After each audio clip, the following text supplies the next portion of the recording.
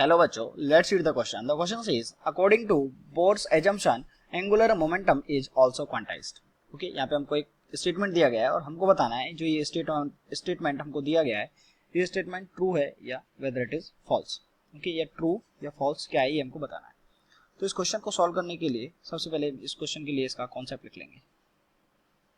Okay, इस question के लिए हम इसका की कॉन्सेप्ट लिख लेंगे. एंड इस क्वेश्चन के लिए जो इसका की कॉन्सेप्ट है that is atomic model. Atomic model. Okay, ये इसका की कॉन्सेप्ट हो गया. अब देखिए इस क्वेश्चन में हम किस एटॉमिक मॉडल की बात करेंगे. हम बात करेंगे बोर के एटॉमिक मॉडल की. ओके, और बोर के एटॉमिक मॉडल ने बोर ने जो एंगुलर मोमेंटम है, एंगुलर मोमेंटम जे जो कि कितना होता है mvr होता है, इसके बारे में एक एजम्पशन दिया था. और वो एजम्पशन क्या था? वो एजम्पशन ये था कि जो ये एंगुलर मोमेंटम है जे, ये जो है h/4 का h/2 का एक फैक्टर होता है. यानी कि j इक्वल्स टू क्या होगा nh/2. ओके, इसमें जो n का वैल्यू है वो कहां से कहां तक रहेगा 1 2 3 एंड सो ऑन.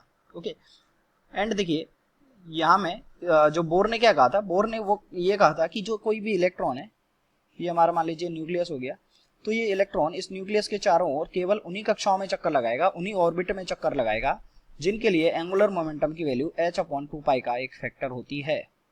ओके, यानी कि जिनके लिए angular momentum j equals to nh/2 होता है, जहाँ पे n की वैल्यू 1 से लेके इन्फिनिटी तक कितनी भी जा सकती है, जिनके लिए जो एंगुलर मोमेंटम की ये वाली वैल्यू होती है, इलेक्ट्रॉन उसी ऑर्बिट में चक्कर लगा सकेगा.